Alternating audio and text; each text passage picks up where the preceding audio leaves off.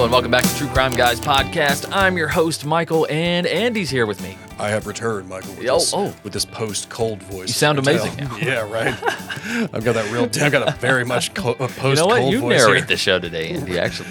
I get a lot more subscribers. It was a dark and stormy night. Yeah, I sound like Sam Elliott over here today. Well, yes, Andy was under the weather last week, hence our absence. But we are back this week. We apologize for that, guys. We apologize for there being no social media posts. It's very typical of us, right. Honestly. It really is. I didn't communicate with Thina either. It's totally my fault. I dropped the ball on that. But regardless, we're back. Mm-hmm. We are back, and we have a hell of an episode today. But before we get into that, I got to remind you guys that you can catch these episodes early and ad-free on Patreon, patreon.com/truecrimeguys.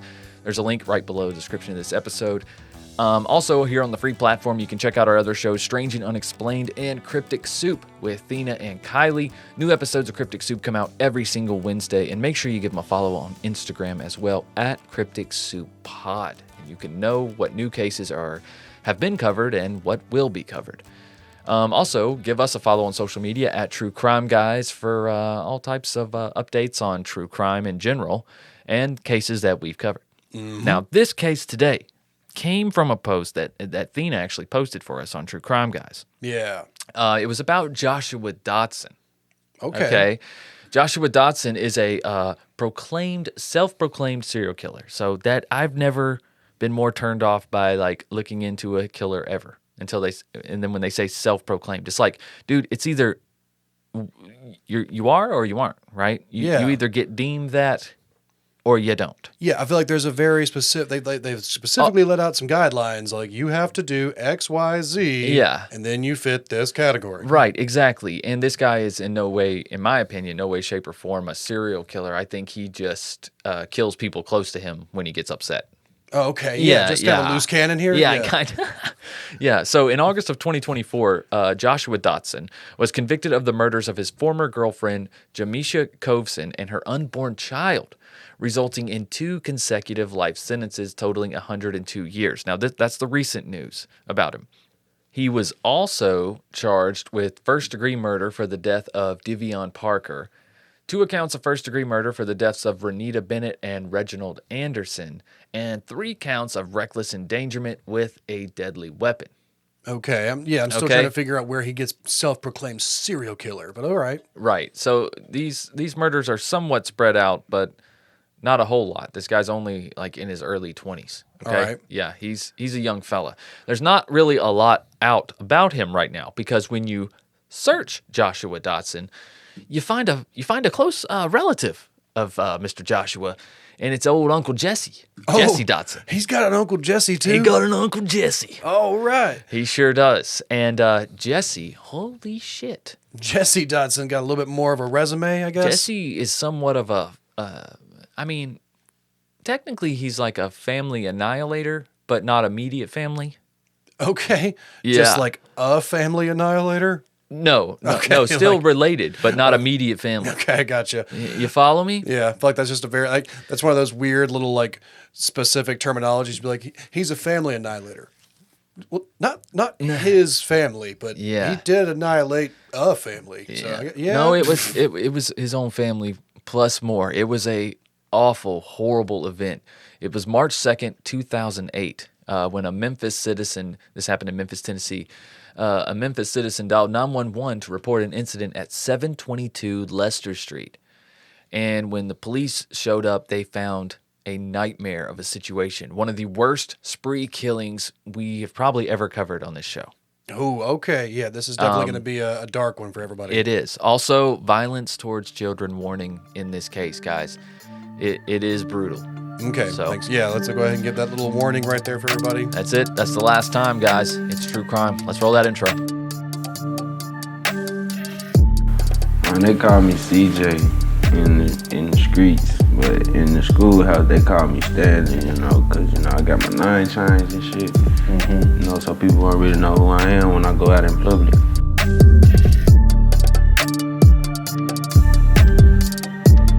I was 9 at the time.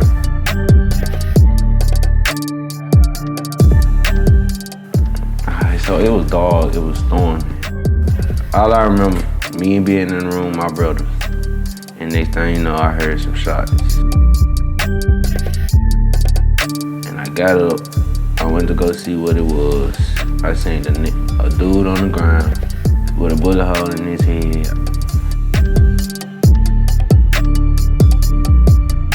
Then I seen my daddy getting shot, begging for his life.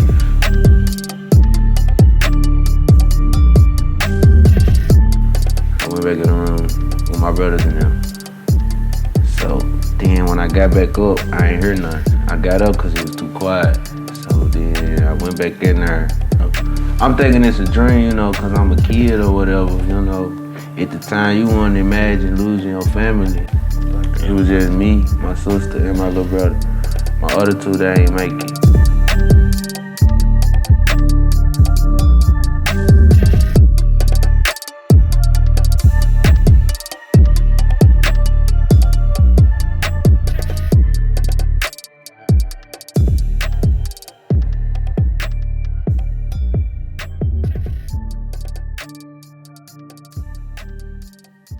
All in all, there were 9 victims scattered throughout the house. 6 of them were dead. Cecil Dotson, 30 years old, was shot 5 times. Once in the head, twice in the chest, neck, and then left leg. Marissa Williams, his girlfriend, who was only 27 years old, was also shot 5 times. So already, just off the first 2 victims, you can already see it's not just a one execution. It's not just one and one, or it's multiple shots to each person. You are guaranteed. It's this is more than a crime of passion now. Right. I don't think it was 5 in a row at one person. I don't think that is how it went down, because that just doesn't make sense why the other 3 wouldn't have rushed him. Yeah, exactly. Or so maybe they froze.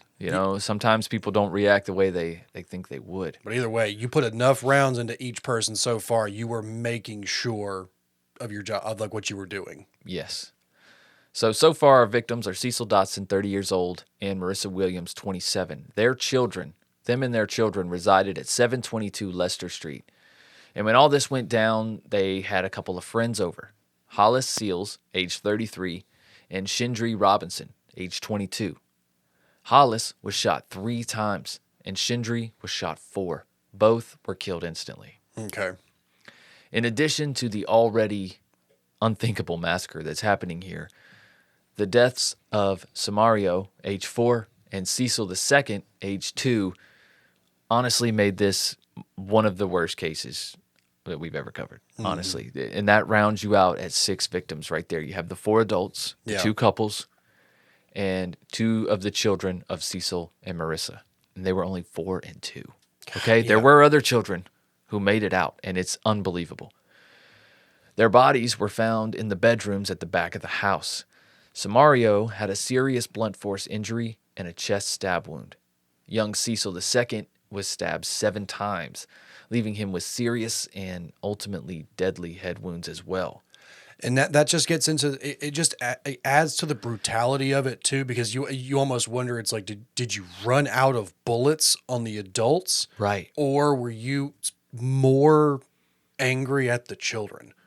We'll talk about it. It becomes so much disturbing when you have to walk in there and you see that the adults have been shot, right? Especially 2 of them were pretty much killed instantly. Yeah, and then the children are not. So it's brutal, man. I'm telling you. Yeah, the ferocity in this one is just escalates as soon as they walk in to the next room. It just gets worse and worse. Absolutely. But as I mentioned before, there were 3 other kids that were there that night that actually survived. Sanaya, who was 2 months old, Cedric, who was 5, and CJ, who was 9, all survived somehow. Dude. It's not unscathed. A miracle. Listen, a 4.5-inch blade was lodged into 9-year-old CJ's skull when they found him in a bathtub. God, yeah, like I said, not unscathed. It's not like they... No. He tried to kill him. They made it out, yeah. Oh, yeah. Yeah, he tried to kill him. Multiple stab wounds caused Cedric and Sanaya to lose consciousness, but ultimately they were all 3 rushed to the hospital and made recoveries. Full recoveries at that. Yeah. And the 4-inch blade... The mental trauma that they're dealing with, this is forever, but the they 4-inch recovered. blade in the skull, and to have insane, like dude. to make a full recovery from that. Yes. that is remarkable. It just shows the literal resilience of the human body, Absolutely. especially of a child's body. Like children are so strong to an extent; their bodies are so resilient. Absolutely. And I actually used some of an interview from CJ because there's plenty of interviews on YouTube of him talking about this night. And he was the 9-year-old. Yeah. He remembers it, and his story is always the same. Yeah, it's not I something you're gonna watched forget. almost every interview just out of curiosity, and his story was the same. Yeah, it's not easy. No. But police immediately thought that the family must have been targeted, or at least the father, Cecil, was the target of some type of hit.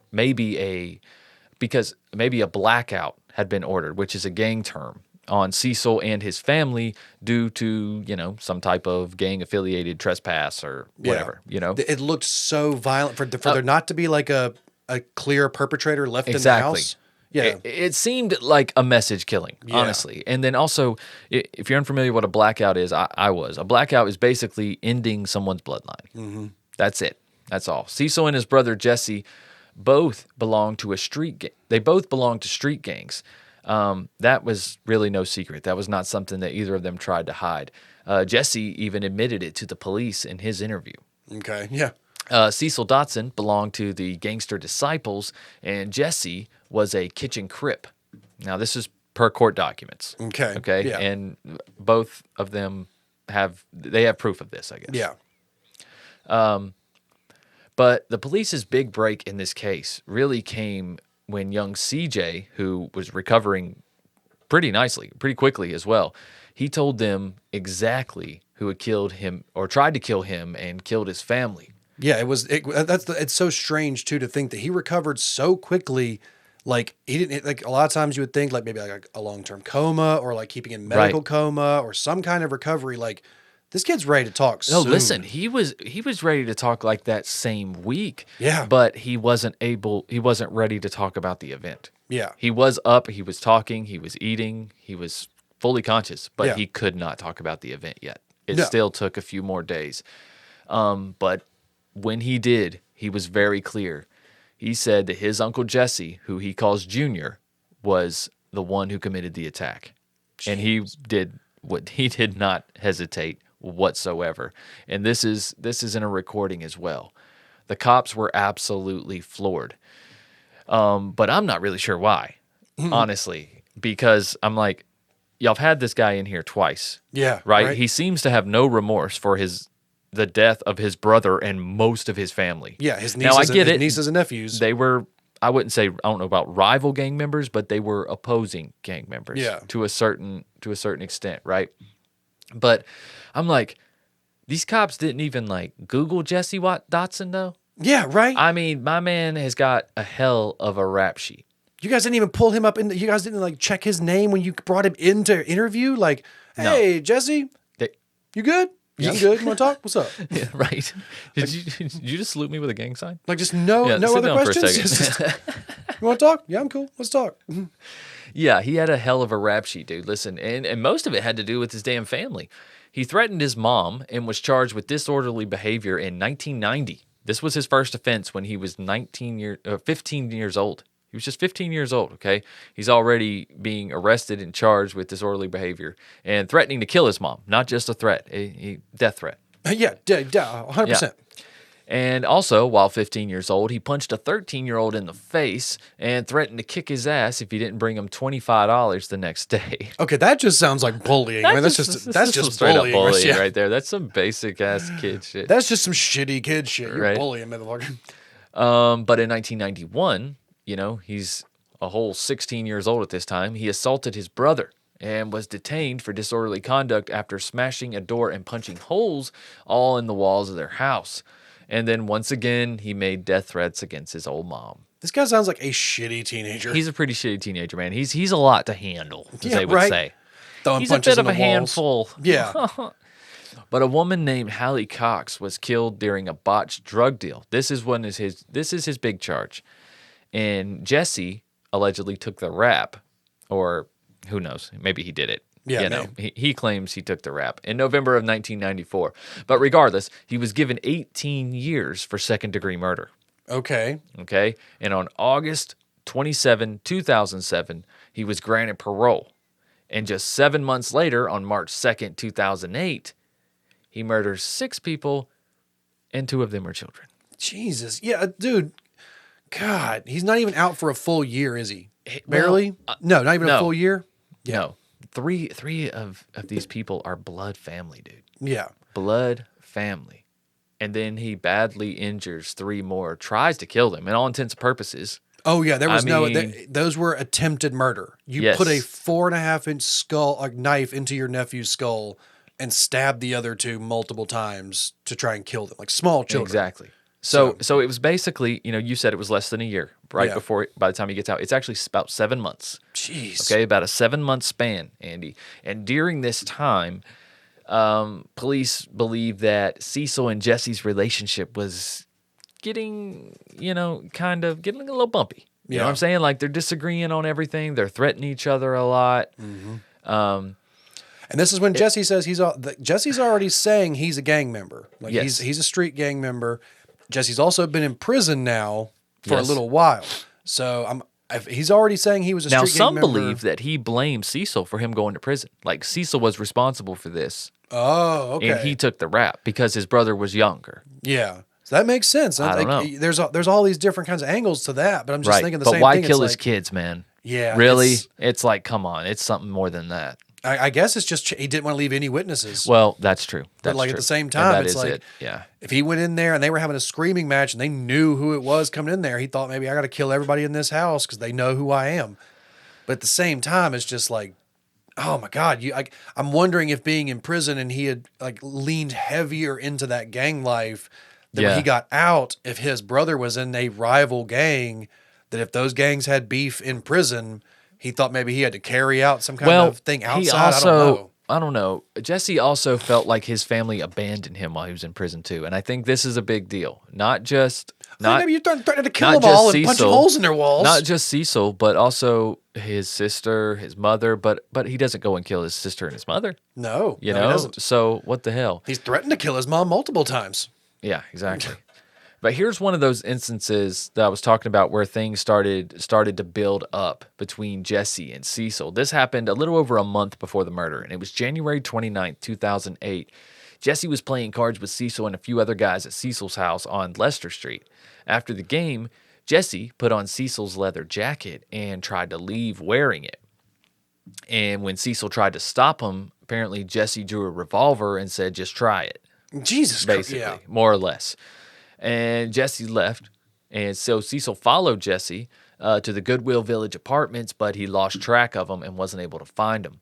The police were notified by Cecil about the event, but Jesse was not detained or questioned. See, this is interesting that Cecil would tell the police about this, but they have a lot of these documented, well, not a lot, but they do have a few of these documented instances between the two, just little petty arguments like this, little disagreements. That's how they knew that shit was building up. If he's out on parole right now, you would think if the cops are alerted that he's threatening someone with a gun, that would be an immediate parole officer visitation. That's a great point. You would think that he's got to be he's got to be checked in on. Yeah. Like if he's out on parole right now and he's already got a report against him, even from his own brother, like someone's put a report out against him. Yeah. You would think that's an immediate follow up by the parole board or by the parole officer. I know. Well, after the interview with CJ, there was an immediate follow-up with Jesse, I'll tell you that. Yeah, guaranteed, yeah. And then they let him hear the recording, and, dude, he just broke down. You could tell. When he heard his nephew on that, when he heard CJ on that recording telling him that it was his Uncle Junior, dude, he admitted to everything. He claimed that he shot his brother Cecil, and Cecil had went for the shotgun that he had beside the couch. He claimed that he was reaching for the gun. Mm-hmm. And he shot him. So, and everyone else is dead because they were witnesses. Simple as that, Andy. That's what he told the cops. Yeah. He's like, they saw me. He's like, what about the kids? They saw me. Mm-hmm. Simple as that. So you brutally were gonna kill. You brutally tried to kill. Like you said, he was out of bullets. Yeah, so he just went into the kitchen, grabbed knives out of the drawer. Mm-hmm. One child, I think he beat with a stick of some sort. Like it was brutal, man. Yeah, absolutely. Well, it's also the same thing. It's and not to ever put any kind of ideas or anything like that, but it's like if you say that he had a shotgun right there and he was going for the shotgun, it's like, why didn't you get the shotgun and go kill the kids? It's like, but no, you went and did a more brutal, violent killing on these children. I think he may have been worried about more gunfire too. Possibly. You imagine a shotgun going off like multiple times, and there were 5 kids. Yeah. There were 5 kids there that day. Like, that's, I don't know. But yeah, it's just the fact that, like I said, the brutality just escalates, and the fact that each one of those kids was not just, it wasn't like he walked up and just like stabbed them and like, mercifully or anything like that. Like, he brutally attacked these kids. And it's a brutal crime scene too. There is a documentary that we used on this case. I think is it the first 48? I'm not sure, but I linked it below. Make sure you check it out. It is available on YouTube. Incredibly done documentary, but like I said, it is graphic. Mm-hmm. So be aware of that. The crime scene is what you would imagine with, 5 people being stabbed. Yeah, I don't want to say like the Sharon Tate house, but it's a bloody scene. It's like brutal. It's a very violent crime scene. But Jesse Dotson confessed to Memphis Police Lieutenant Tony Armstrong and to his own mother. Jesse admitted to killing the children simply because they witnessed the incident, as I mentioned. However, he later changed his story, but we'll talk about that later. 6 first-degree murder counts, 3 attempted murder charges were brought against Jesse Dotson, and he was quickly found guilty of them all. He was given 120 years in prison and 6 death sentences. Yeah. 6, one for every victim.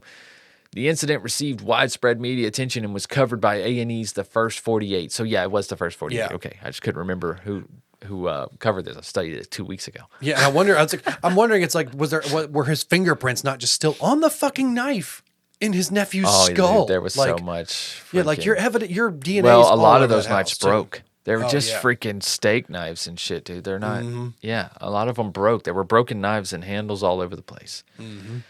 The Tennessee Department of Corrections Maximum Security Prison in Nashville is where Jesse Dotson is spending the rest of his life on death row. And as of 2023, his execution had still not taken place. And as far as I know, I still don't think he's been killed. No, I don't think so. No, he's still I don't around. think so. He's still hanging around.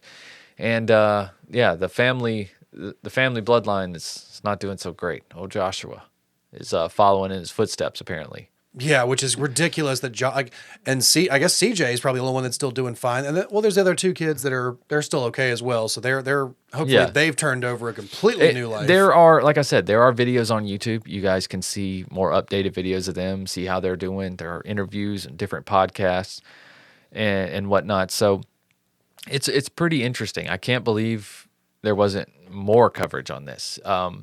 It's a massacre. Yeah. It really is. It's a senseless massacre. Two men disagreed on something, and the whole family paid for it. Yeah, 2 brothers. That was the thing. It's like two brothers literally got into a fight, and one of them tried to completely end his brother's entire family in one night. And then the other one he's going to jail for life. So his family lost him too. So they lost both of them. All those kids. It's just all over something, man. It's like, why couldn't y'all just go outside and shoot each other? I mean, right? Yeah. Seriously. I mean, what the hell? It's insane, dude.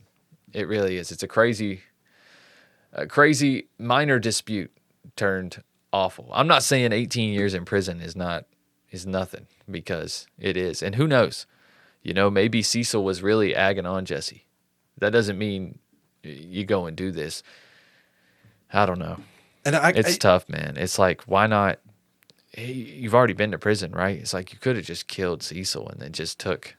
But he would have got death, though. Yeah. He would have got death anyways for Cecil. So I have an opinion on why this wasn't covered more than some other family annihilation cases have been. Okay. And this might just be pure speculation, but I do think that there might be a little bit of, they kind of almost downplayed this a little bit, because of the fact that these were African American people, and it was like they kind of attributed it to gang violence. They said these were rival gangs, and they were this was a and Memphis does have a bit of a crime/gang problem.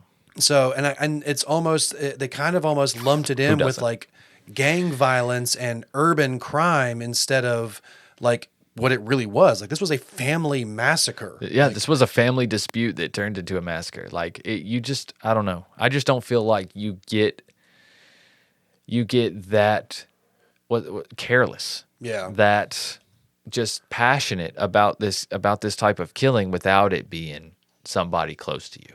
You know, if they're not brothers, I just don't think it happens right here, right now. No. Like, he can't fucking wait. Like, he's got to kill your ass right fucking now. And so many other family annihilators that we've heard about and covered, they're more methodical. They are. They seem to have more of a purpose for what they're doing, and they believe that they have to do Mockingbird this. Hill Massacre got to be the worst case I've ever covered. Where the guy killed his family on Christmas, one at a time. Mm-hmm. Wasn't he one that like drowned them all in a barrel? Drowning them in barrels, yeah. So it's like these guys have like this almost methodical, purpose-driven thing that they feel like they have to do this, and like this is their only option, and they're a lot of them end up taking their own life as well. And it's like because they felt so much shame and guilt and embarrassment and all these different feelings of regret that they feel like they have to kill their own family. But like, because this one was two brothers and one of them got into a dispute over something, I feel like that's why it didn't get as much coverage, is because there wasn't that like purpose-driven craziness to it, I guess, that like people can gravitate towards, where it's like, how could you ever do this? Why would you ever think that you could be so embarrassed that you have to kill your family, or things like that? It was like, it was somebody who was so angry that they shot a bunch of people, and then out of fear for their own safety, killed children so they wouldn't witness. Like, right, so they couldn't witness, yeah. But you left the oldest ones alive. He didn't know that, though. I'm sure he thought, because But all three of the oldest ones, it's kind of crazy. He left the oldest with a knife sticking out of the back of his head. No, for real, I know, right? And the other two, he stabbed enough that they lost consciousness and passed out. So I'm assuming he thought they were dead. They had multiple stab wounds. You also have to imagine, dude, like, I know it takes a monster to do this, but some humanity had to be kicking in while you're trying to hurt them kids, and it's just got to be like, yeah, you didn't want to do it. You didn't want to, so you're like, that's enough. You're forcing yourself to do it. Right. It's like, I don't care how angry you are. Yeah, it's not getting easier with each kid. Exactly. Yeah. And CJ was the oldest, right? So he was kind of like staying out of the way. Or he was trying to fight them off, like trying to protect them. Well, I know, because he told the story. Yeah, it's like he talks about how he was the last one he got to. And so he's I'm sure, because the fact that when he broke down, when they told him that he was caught, like, that your nephew told us it was you. Like, he broke down and was not like, he was pretty remorseful about it at the time. Yeah. So I'm like, that when he's killing those kids, it's not like he's doing it methodically or without any emotion. It's not something he wanted to do, or it's not something he planned to go do that night. It wasn't like he went to that house with the intention of massacring, 6 people or trying to kill 9 people. Yeah. Like, he probably went there to get into an argument with his brother, and then didn't realize he had company over, didn't realize there's a bunch of kids there. Yeah. And, then shit hit the fan. See, what's funny is there's a detail that Jesse changes when he tells the police the story, and then when he tells his mom the story, okay? And it's a huge detail. When he tells the police, he says that CJ reached across the couch to get the shotgun that he keeps on the side table. But when he's retelling the story to his mother, he says that he shot his brother, and then his brother was reaching for the shotgun after the first shot. Yeah, trying to protect his family now. Right. Well, or maybe he's telling her the truth. Yeah, that's what I'm saying. Like, you gonna lie to your mama? It's the last time you're ever gonna talk to her. You might as well tell her the fucking truth. Yeah. And I think he told her the truth. I think he opened fired, and his brother had no intent on grabbing the shotgun until after he already had a fucking bullet in him or two. Yep. Probably. Yeah, he was reaching for that after you already shot him, because he thought he was dying now. Right. He was trying to protect himself. And his family. I mean, shit. But no, that's it's a very big detail on the self-defense aspect of it, of whether or not he was reaching for a gun and you shot him, or if you shot him and then he tried to get the gun. Are you really trying to get off on self-defense when you killed the whole fucking family? You killed everybody in there, and maybe one of them was armed. Like, one of them had a shotgun within reach, so you needed to try and kill 9 people. Like, Yeah, there's no self-defense. There's no talking your way out of it. There's no justifying. That's why he got 6 life sentences, man. Yeah, I'm surprised it wasn't 6 just life like sentences. I'm glad they stacked them all on there, and they were just like, no, you're on death row. Like you're gonna get killed for this. You're done. It's like if you get acquitted for one, we got 5 more, bro. It's like keep them coming. Yeah, you're gonna get killed no matter what, and he deserves it, honestly, at this point. Yeah, and I feel weird a lot of those times because I'm usually pretty anti-death penalty on a lot of things, but it's because it's one of those. This is one of those clear cases where it's like, dude, you're not mentally ill. You're not hearing voices that told you to do this. This wasn't a methodical. No, this is schizophrenic this episode. is what you believe was a rational response to how you felt. Yeah, and then, that's a problem. That's a problem for society. And the fact that you tried to preserve yourself by killing more people. Yeah. You killed children knowing it was wrong, but you did it so that they wouldn't be able to rat on you. Yeah. And it's like, yeah, that's not. It's like you killed an infant. Really? Yeah, what was the infant going to say? There's no justifying anything around this. There's no we can rehabilitate. No, dude, you closed the book on 6 fucking people at once, because over a disagreement. Exactly. Like not even over like them attempting your life. Like they weren't trying to kill you. Mm-hmm. You weren't protecting anybody. That's one of those few times where it's just like, yeah. Maybe that we don't need that one. Maybe we don't need that one. We don't need that one, man. Let's close the book on him. Yeah, you know what I'm saying? Good analogy, Andy. Let's close the book on that guy, bro. Yeah, we can go ahead. I don't like talking about these cases. I really don't. It's just when I looked up Joshua Dotson, I was like, man, this Lester Street murder with Jesse is insane, dude. Yeah, man, it really is. Hell of a family tree. Then when I found out, yeah, exactly. And then I found out it was a family disagreement at that, and there's all these there's the gang affiliations, and then there's all this, but that Jesse may have went to prison for Cecil and all that. It's hard to ignore. Mm-hmm. It's hard to ignore. And like I said, guys, please check out that 48 Hours documentary linked below for more information on this case. And we'll also be following the case of Joshua Dotson, see what else comes out about that. But until then, let me tell you about some amazing natural deodorant. Ooh, you got to tell me about some Oh My Gaia, Michael? I have to, Andy. I have to. Because Oh My Gaia is an innovative, all-natural deodorant, fragrance, and beard oil company specializing in paraben and aluminum-free products. And their innovative line of deodorants inhibit the growth of odor-causing bacteria while still maintaining effectiveness. And there's tons of scents to choose from, like vanilla, cherry almond, sandalwood, lavender, lemongrass, Egyptian musk, coconut, dreamsicle, leather, lumberjack, honeysuckle. And there's also sweet pea and pear and sailor and barbershop and, of course, true crime pine and so many more at ohmygaia.com, ohmygaia.com, or at shop_ohmygaia on Instagram. You can find everything you need right there, except for a discount code, because you can find that right here on True Crime Guys. And that discount code is Crimepine. Crimepine. Crimepine. It's a new one. That's right. We've changed it again. Crimepine.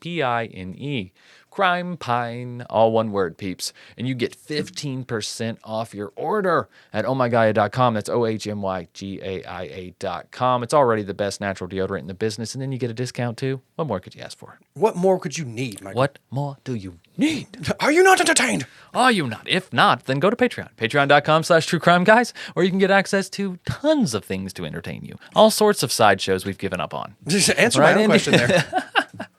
All kinds. Also, early access to these episodes with bonus content. I think me and Andy talked for about 15 minutes or so before this episode. We get warmed up, share some jokes, talk about shit. What did we talk about today, Andy? We talked about something for an awfully long time. Can't remember what that hasn't happened yet, Michael. That's at the end of the episode. Oh, yeah, it's at the end of the episode. Well, you guys will hear. Anyways, guys, thank you for listening. And give us a follow on social media at True Crime Guys. You can send case suggestions there or truecrimeguys@gmail.com. Of course, links to everything right below the description of this episode, sponsors, and all the goods. All right, Andy, you got anything? I do not. Hopefully next time I won't have. Sadly, I won't have this deep cowboy voice next week. Oh, you won't have it?